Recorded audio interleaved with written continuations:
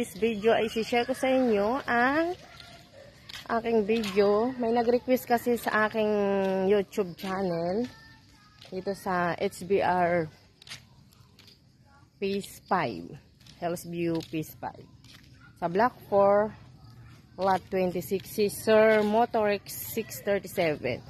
Tara, samahan nyo akong mag video sa kanyang bahay.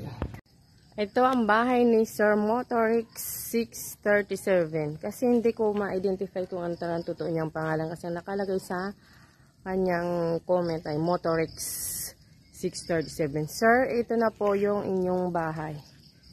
Ito po yung harap. Papansin nyo po, wala pa po tayong metro ng tubig. Ayan, umaapaw.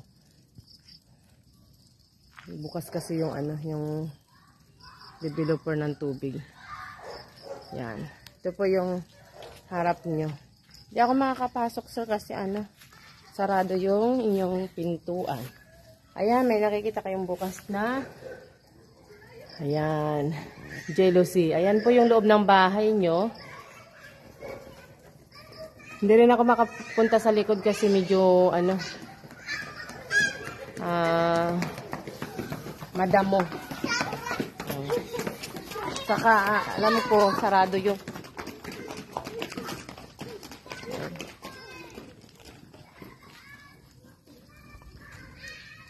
inner lot.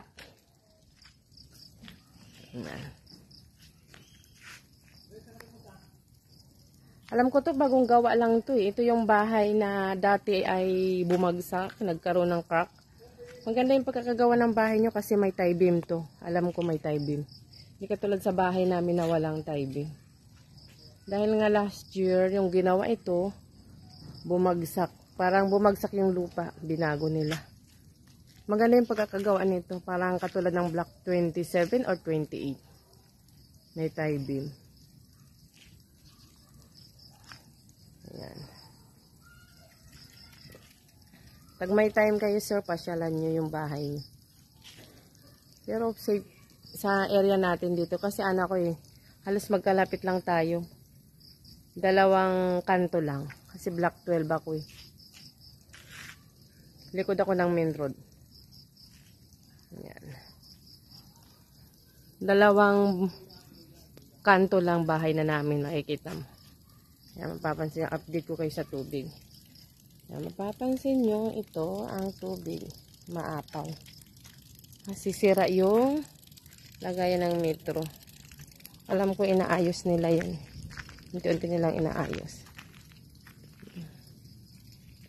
Ayan. Hindi ako makapunta sa likod kasi kung end lot ka or corner, pwede ko mapuntahan yung likod. Kaso inner. Alam ko may yan. May tawag dyan, may katalikuran kayo sa kusina.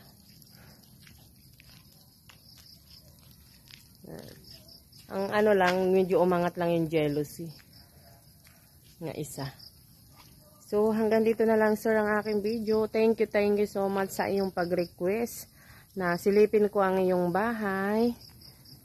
Sana po hindi po kayong magsawang magsuporta sa aking YouTube channel. Kita-kits po tayo sa susunod kong video. Bye-bye!